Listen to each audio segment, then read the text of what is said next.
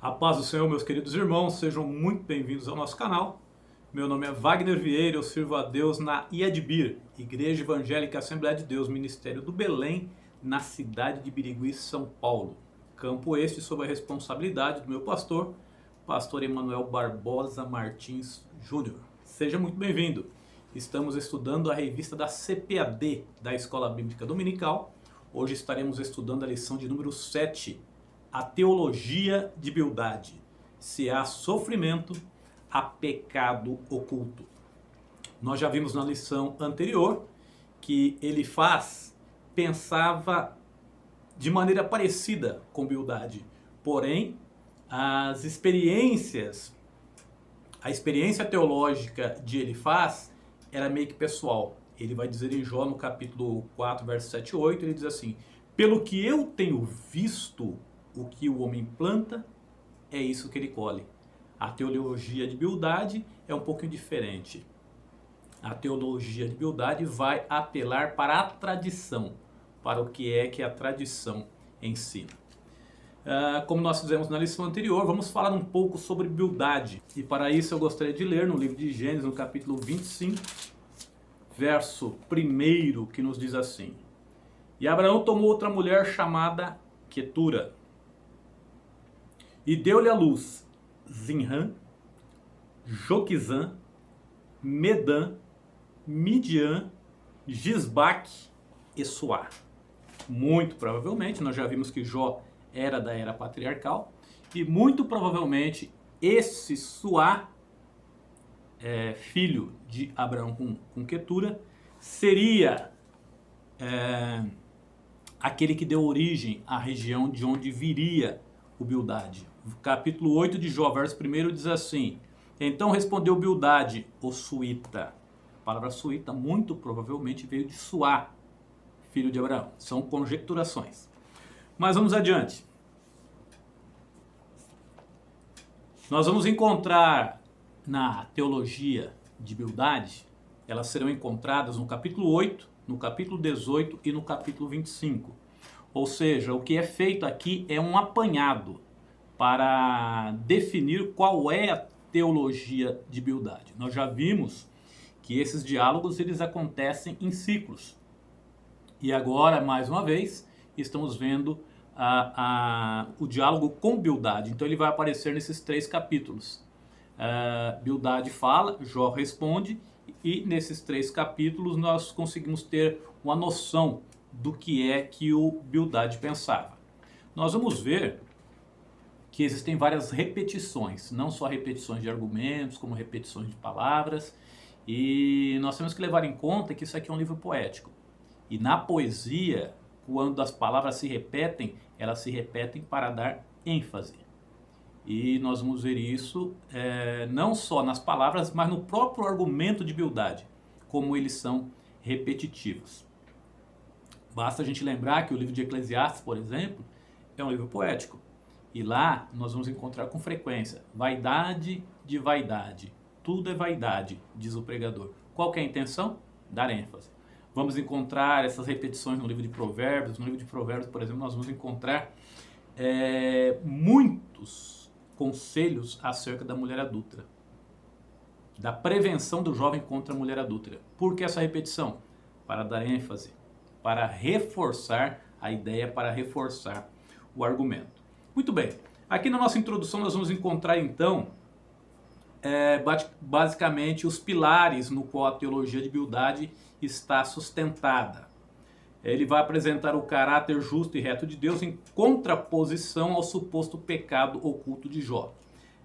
Isso aqui nenhum dos amigos abriam mão, eles não abriam mão desse pressuposto de que Jó havia pecado, e justamente pelo fato deles não abrirem mão desse pressuposto é que a teologia que eles apresentavam não se encaixava. Nós vimos anteriormente que a teologia de Bildade tinha muitas verdades, ou melhor, a teologia de Elifaz tinha muitas verdades, porém ela não se enquadrava no caso de Jó. No caso de Bildade, nós vamos encontrar algumas verdades no seu argumento, porém também não se encaixam no caso de Jó. Então ele vai fazer uma contraposição entre o pecado de Jó e a justiça divina. Depois ele vai argumentar em favor da moralidade rígida. E depois vai mostrar que Deus é um Deus onipotente. Por ser onipotente, ele está muito distante das suas criaturas. Basicamente, esses 3 argumentos são o que sustentam toda a teologia de Bildade. Eu só quero pensar um pouco aqui sobre Mateus capítulo 9, verso 13, quando Jesus entrou, ou melhor, chamou Levi para segui-lo, e então estabelece ali um contato com Levi, e os judeus então se escandalizam com aquilo, falando que Levi, ele era um pecador. E aí o Senhor Jesus disse assim: aqueles que são sãos, eles não carecem de médico, são os doentes que necessitam. Eu não vim chamar os justos ao arrependimento, mas os pecadores. Só isso desconstrói toda essa moralidade rígida, porque era exatamente isso que os judeus apresentavam naquela ocasião. Mas vamos lá, tópico primeiro: o pecado em contraste com o caráter justo e santo de Deus. Isso que o Bildade vai apresentar é uma verdade. De fato, Deus é justo e o pecador é pecador. Por que existe essa aproximação entre Deus e o pecador? Porque Deus permite. O pecador jamais conseguiria se aproximar de Deus se Deus não o permitisse. Nós vamos entender isso aqui daqui a pouco. Nós vamos ver que a teologia de Bildade possui semelhança com a teologia de Elifaz, porém, Elifaz é mais brando. A teologia de Bildade, não diria a teologia, mas diria a argumentação de Bildade é uma argumentação muito cruel. Porque ele vai tocar numa ferida de Jó e vai dizer assim: se os seus filhos morreram, foi porque eles mereceram. Foi porque eles pecaram e Deus os matou. Então nós vemos que, se não bastasse a situação em que o patriarca se encontrava, ainda teve que ouvir isso da boca de Bildade, que era seu amigo que foi lá para consolá-lo. Então aqui ele foi extremamente cruel. No verso 3 vai dizer assim: porventura perverteria Deus o direito e perverteria o Todo-Poderoso a justiça? O que o Bildade está argumentando aqui é o seguinte: Deus é justo, ele não vai perverter o juízo. Se você está nessa situação, é porque você merece. Então veja bem, de fato Deus é justo e o Bildade apresenta essa justiça divina. Só que essa justiça divina, ela era apresentada de uma forma muito rígida, partindo do pressuposto de que Jó tinha pecado e que Deus estava punindo por isso, quando nós vemos que isso não é verdade. Como é que Bildade raciocinava? Bom, Deus é justo. Tudo que ele faz é baseado no seu caráter, que é um caráter justo. Logo, se Jó está passando por isso, a única explicação que tem é que ele está recebendo a justiça merecida. Era assim que ele deduzia as coisas. Subtópico segundo: uma compreensão limitada da natureza divina. Nós vamos ver que a teologia de Bildade era uma teologia manca.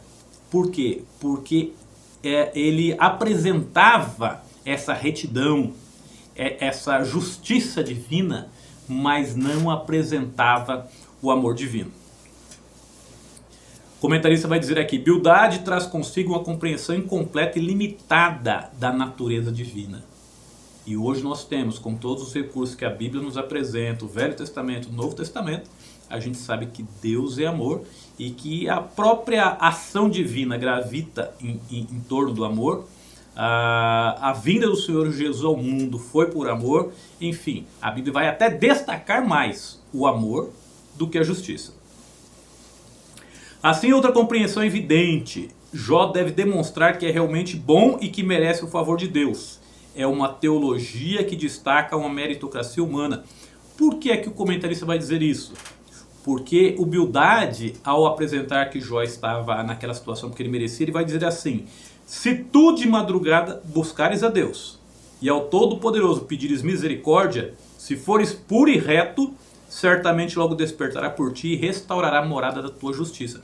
Então, o Bildade está dizendo que se houver um esforço da parte de Jó, que se ele se levantar de madrugada, orar, buscar essa justiça, Deus iria restaurar a sorte dele. E a gente sabe que não é verdade. Nem sempre isso acontece. Basta que nós leamos o segundo livro de Samuel, no capítulo 12, que nós vamos encontrar isso. Segundo livro de Samuel, no capítulo 12, a partir do verso 15, vai dizer assim. Para nós contextualizarmos, Davi tinha pecado, adulterou, a mulher com quem ele adulterou estava grávida, teve um filho, mas a criança ficou doente, a criança estava enferma. A Bíblia diz que o Senhor a feriu. Verso 16 vai dizer assim: e buscou Davi a Deus pela criança, e jejuou Davi. Entrou e passou a noite prostrado sobre a terra. E nós sabemos qual foi o resultado. A criança morreu. Então, essa teologia de Bildade era uma teologia, vamos dizer assim, meio caolho. Ela não conseguia enxergar o todo. Ele tinha certeza que se Jó buscasse ao Senhor, levantasse de madrugada, fizesse um esforço, ele seria atendido. E aqui é bom nós atentarmos para essa teologia. Eu tenho aqui no meu canal um vídeo chamado Pare de Jejuar Errado. E eu mostro exatamente isso. Porque às vezes a pessoa imagina dessa forma. Ah, eu vou jejuar 30 dias, eu quero ver eu não alcançar a minha bênção. Então, esse alcançar a bênção, receber a bênção, ele passa a ser mérito da pessoa e não da graça divina. A pessoa recebeu não porque Deus é bom e lhe concedeu por graça, mas porque Deus ficou impedido de negar porque a pessoa fez um jejum tão amplo, um jejum tão profundo. Essa teologia não é verdadeira, mas era a teologia que Bildade estava apresentando. Argumentações do tipo, vou fazer uma campanha de tantos dias, quero ver a coisa não acontecer, acaba colocando a ênfase naquilo que eu estou fazendo. Muitas vezes a pessoa coloca a fé não no Deus que responde oração, mas na própria oração dele. Pelo fato dele orar, vamos colocar aí 1 hora por dia, 2 horas por dia, durante todo o dia, pelo fato dele ir para o monte e orar durante muitas horas. Então, a ênfase acaba sendo colocada não na graça, mas na atitude da pessoa. E nós temos que tomar cuidado com isso, porque é uma teologia sorrateira e que pode entrar no nosso coração sem que a gente perceba. Vamos lá, prosseguindo aqui, ele vai, no texto que eu já citei, ou melhor, no texto da própria revista, né? Logo despertará por ti e restaurará a morada da tua justiça. Ou seja, na hora que você orar, buscar Deus de madrugada, Deus vai restaurar a morada da tua justiça. Ou seja, Deus vai, em outras palavras, o que Bildade está dizendo, Deus vai restaurar a sua sorte, vai te dar de volta tudo que você perdeu. E nós vemos que isso realmente aconteceu, mas não foi baseado em cima do que o Bildade falou. Vamos lá. Subtópico 3, a imperfeição humana.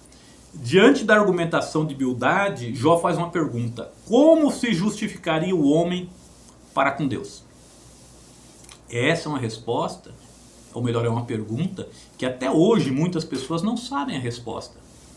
Como se justificaria o homem para com Deus? Eu quero frisar aqui que justificar não é arrumar uma desculpa, não é dar uma justificativa. Nós estamos falando de justificar no sentido de tornar justo. Isso aqui é uma declaração, uma declaração forense. É diante de um tribunal. Como que o homem pode se tornar justo diante de Deus? Essa que é a questão. E isso é um ato divino. Na verdade, o homem não pode se tornar justo diante de Deus. Alguém pode dizer assim, tornar justo é perdoar? Não. Perdoar é livrar a pessoa da consequência do pecado. Tornar justo é declarar a pessoa justa, ou seja, declarar que a pessoa não é culpado. Então é um ato divino. Eu posso perdoar alguém, você pode perdoar alguém que te magoou, mas declarar justo, só Deus. Eu posso, por exemplo, perdoar alguém que me magoou, mas eu não vou declarar que a pessoa nunca me fez nada, porque eu estaria mentindo. Agora, por que é que só Deus pode declarar justo? Porque essa declaração de justiça, ela é feita baseada nos méritos de Cristo. É morte substitutiva. Deus declara o homem justo porque o preço já foi pago. Porque Jesus já morreu na cruz para pagar o pecado do homem. Ora, uma coisa que já foi paga não pode ser cobrada de novo. Por isso, só Deus pode declarar uma pessoa justa, porque Ele mesmo que pagou o preço. Prosseguindo aqui, ainda no subtópico terceiro, vai dizer assim: Jó está consciente de que nenhuma perfeição humana o habilitará a aproximar-se de Deus. Dessa forma, a autopurificação não passava de presunção. E ele vai declarar no capítulo 9, verso 30, ainda que me lave com água de neve e purifique as minhas mãos com sabão, mesmo assim me submergirás no fosso e as minhas próprias vestes me abominarão. Ou seja, Jó reconhece que qualquer esforço humano não tem validade nenhuma para justificar o homem diante de Deus. E Deus vai concordar com a afirmação de Jó lá no final do seu livro, quando os 3 amigos estavam voltando para suas casas. Deus se apresenta a ele e diz assim: a minha ira se acendeu contra vocês porque vocês não disseram de mim aquilo que é justo, como disse o meu servo Jó. Então, as coisas que Jó está dizendo aqui tiveram a aprovação divina. Na verdade, a pergunta que Jó faz aqui: como se justificaria o homem para com Deus? Só mediante o sangue de Cristo. Não existe uma outra maneira. É mediante o sangue de Cristo que Deus olha para nós quando nós pedimos perdão dos nossos pecados, crendo que o sangue que Jesus derramou na cruz é poderoso e suficiente para nos perdoar. Aí Deus nos declara justo. Vamos adiante. Tópico segundo: o pecado visto como quebra da moralidade tradicional. O termo pecado significa errar o alvo. Ora, para nós, errar o alvo não é meramente quebrar uma moralidade. Vai muito além disso. Para nós, errar o alvo é quando nós deixamos de fazer alguma coisa que Deus espera que nós façamos e fazemos alguma coisa que Ele não gostaria que nós fizéssemos. Isso para nós é errar o alvo. Isso para nós é pecado. E veja que isso não é uma luta para não errar na moralidade, mas é uma luta para não ferir o nosso Criador a quem nós amamos. Por exemplo, Jesus entrou na casa de Simão e chegou uma mulher de vida duvidosa, lançou-se aos pés do Senhor e Simão disse assim, consigo mesmo: se esse homem fosse profeta, ele saberia quem é essa mulher, saberia o que ela tem feito, porque ela está tocando nele e ele não deveria deixar que ela tocasse nele. Aí Jesus disse para Simão: Simão, eu quero te fazer uma pergunta. Um homem, ele tinha 2 devedores. E esse homem perdoou a dívida dos 2. Qual vai amar mais? Aí Simão disse: Senhor, aquele que tem a dívida maior. E Jesus disse: disseste bem, Simão, porque eu entrei na tua casa e você não me deu ósculo. Era costume do judeu. Quando ele honrava uma pessoa, ele dava um beijo na mão. Se ele considerasse a pessoa um mestre, ele dava um beijo na mão. Se ele considerasse a pessoa íntima, ele dava um beijo no rosto. Mas Jesus, ele desarma Simão quando diz assim: essa não cessa de beijar os meus pés. A mulher estava fazendo aquilo que nem passava pela cabeça de Simão fazer. Ele diz assim: você não me deu água para os pés. Quando as pessoas viajavam naquelas estradas poeirentas, quando chegava em casa, o escravo do dono da casa lavava os pés do visitante. Se o dono da casa fosse pobre, ele mesmo lavava os pés do visitante. Uma água quente era um escaldapé para desinflamar os pés por causa da viagem. E aí Jesus disse assim: você não me deu água para os pés, mas ela está lavando os meus pés com as lágrimas. E ele desarmou Simão. Por quê? Porque o Simão estava baseado nesse pecado visto como quebra de moralidade, colocando a moralidade acima de tudo. É claro que nós temos uma conduta moral, mas esse não é o nosso objetivo principal. Nós nos mantemos dentro da nossa conduta moral porque nós amamos o nosso Deus e queremos que as nossas atitudes sejam agradáveis diante dos seus olhos. Não é a moralidade pela moralidade, vai muito além disso. O cerne da teologia aqui do Bildad era isso, era uma moralidade por tradição. Em Jó, no capítulo 8, no verso 8, nós vamos encontrar assim: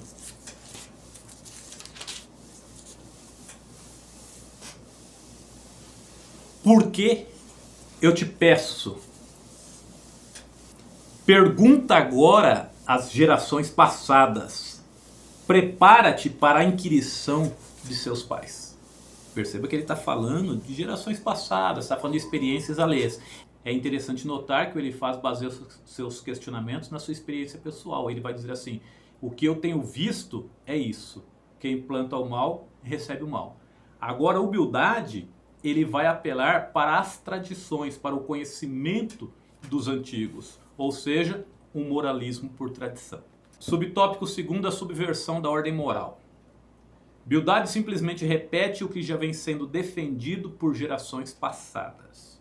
Então, aquele era um conhecimento que havia chegado até ele, ele tinha se apossado daquele entendimento e era exatamente isso que ele repetia. Na cabeça de Bildad, Deus tinha colocado leis estabelecidas, leis naturais, e ao se quebrar essas leis morais naturais, o homem, por consequência, iria pagar um preço. O Bildad entendia que de fato o ímpio ele poderia prosperar, mas ele imaginava que a prosperidade era por pouco tempo.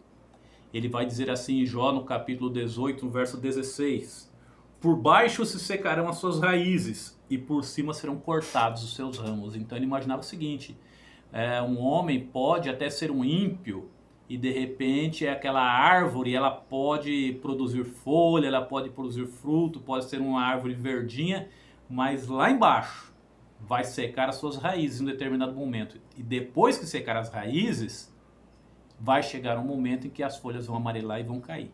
Então Bildad, ele imagina dessa forma. Porém, a gente sabe que essa não é a realidade. Quantas pessoas que vivem na impiedade durante toda a vida morrem na impiedade e morrem usufruindo bom nome, prestígio, conforto, riqueza. Então essa teologia de Bildad carecia de uma maior fundamentação. Subtópico 3, contemplando a cruz. O capítulo 19 é dedicado à defesa de Jó. E Jó não discutia essa questão da soberania divina. Jó concordava que Deus era soberano, mas ele quer abandonar toda instância humana e apelar para um mediador. Isso fica muito claro no verso 25 do capítulo 19, quando ele diz assim: eu sei que o meu Redentor vive. Apesar do livro de Jó ser um livro poético, a afirmação que ele faz aqui é uma afirmação profética, porque ele diz assim: eu sei que o meu Redentor vive. Quando ele usa o termo redentor no original hebraico, vem o termo Goel. E o termo Goel, ele dá a ideia de um parente remidor, ou seja, um parente que pudesse contrair as dívidas daquele parente, daquela pessoa que morreu, um parente que pudesse redimir, ou seja, comprar os bens daquela pessoa que morreu.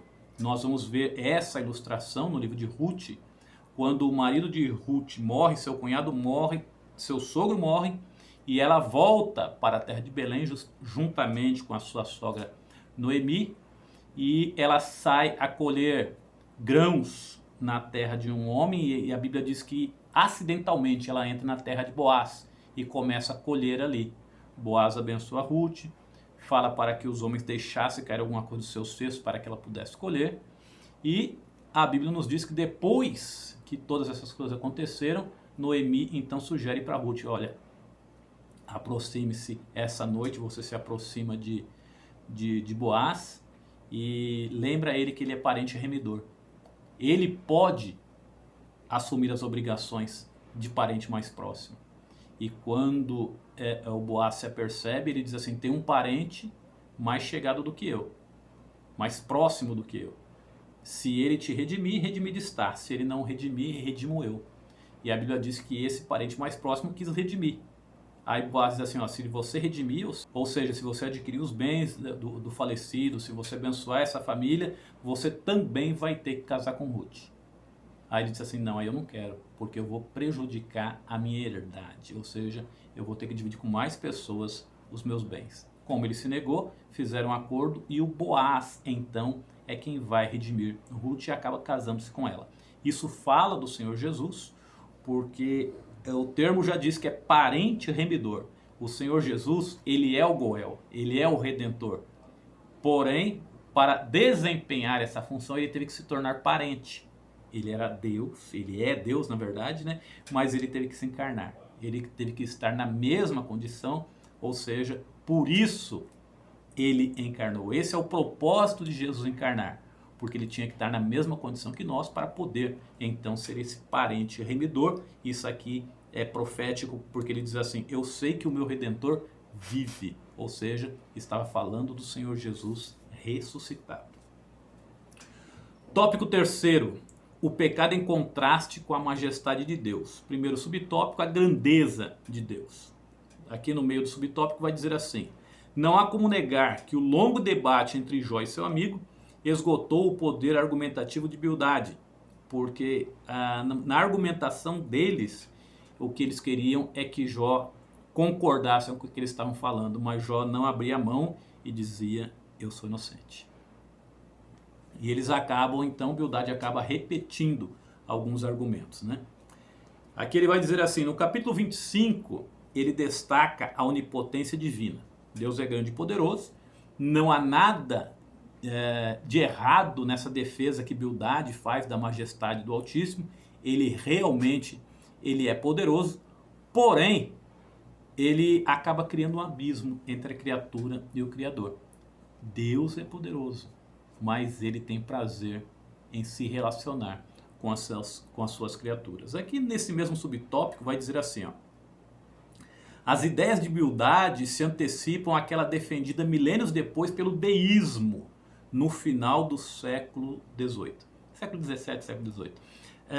E é bom que a gente entenda a diferença entre deísmo e teísmo. Teísmo vem da palavra theos, da palavra Deus. Então, teísta é aquele que acredita no Deus que a Bíblia apresenta. Um Deus sobrenatural, um Deus que se revela às suas criaturas, um Deus que tem contato com as suas criaturas. No deísmo, principalmente no deísmo inglês, no deísmo francês, tinha vários filósofos, pensadores, porque o deísmo na verdade era isso, né? É uma religião baseada nas ideias de filósofos e pensadores. E nós vamos ter lá na França o Voltaire, Diderot, Rousseau, acreditavam em Deus, mas acreditavam como se fosse um relojoeiro, que ele cria o relógio, dá a corda, põe para funcionar e depois ele não se mete mais na vida do relógio, porque o relógio vai funcionando automaticamente. Era essa a ideia, era esse o conceito que os deístas tinham da relação divina com o ser humano, que Deus não se envolvia nessas leis. E era exatamente essa a teoria que Bildade já estava acreditando, já estava mostrando aqui. Nessa teoria deísta, não cabe o irracional. Eles diziam que a religião, ela se revela, mas ela tem que caber dentro da razão. Não cabe dentro da religião coisas que não possam ser explicadas. E a revelação, como nós entendemos, para eles, ela era desconsiderada. A maneira como Deus se revelou, porque, segundo eles, não cabia dentro da razão. Vamos lá. Subtópico segundo para nós caminharmos para o final. E eu quero aproveitar aqui e convidar você que não é inscrito no canal, que se inscreva no nosso canal. Não se esqueça de acionar o sininho das notificações, porque toda vez que nós postarmos um vídeo novo, você será informado de que tem novidade por aqui. Deixe também aquele like, isso ajuda muito o canal a crescer. E você pode compartilhar com seus amigos, pode deixar aqui o seu comentário também. Quando você compartilha, você estende o conteúdo a outras pessoas que possam ser alcançada, ser beneficiada por aquilo que nós colocamos por aqui. Vamos lá então, onipotente, mas não ausente. No meio do parágrafo vai dizer assim: aqui Jó não questiona a onipotência divina, mas a aplicação que Bildade faz desse conceito.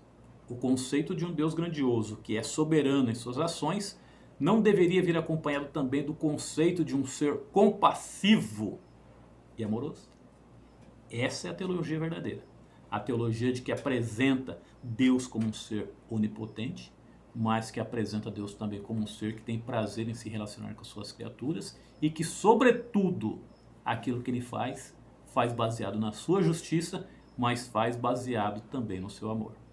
A gente vê que, em uma certa ocasião, uma aldeia de samaritanos não aceitou o Senhor Jesus, não quis que o Senhor Jesus adentrasse lá, e os discípulos, dois dos discípulos, chegaram para Jesus e disseram assim: Senhor, o Senhor quer que nós roguemos fogo dos céus como Elias fez?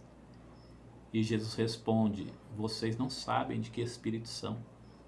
O Filho do Homem não veio destruir as almas dos homens, mas veio para salvá-los.